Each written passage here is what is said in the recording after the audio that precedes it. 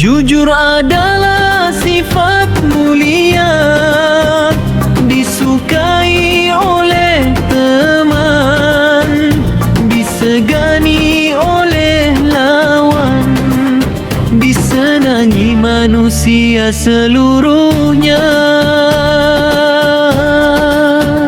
Jujur dalam berkata, jujur dalam perbuatan, jujur ketika bermuamalah, tidak curang, tidak dusta. Jujur di saat miskin, jujur ketika kaya, jujur di saat sempit, jujur ketika lapar. Jujur adalah sifat mulia, disukai oleh teman, disegani oleh lawan, disenangi manusia seluruhnya. Sebaik-baik manusia, yang baik akhlaknya, jujur akhlak mulia, dicintai Allah dan Rasulnya.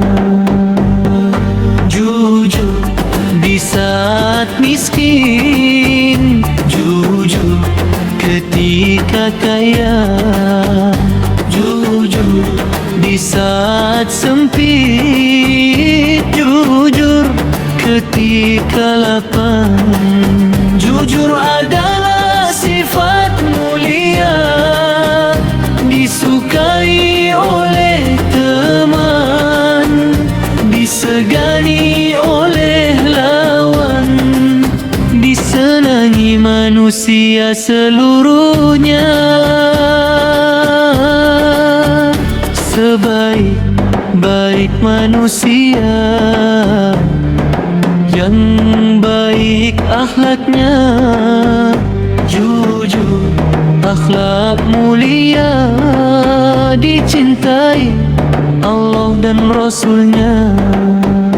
Jujur di saat miskin, jujur ketika kaya, jujur di saat sempit, jujur ketika lapar.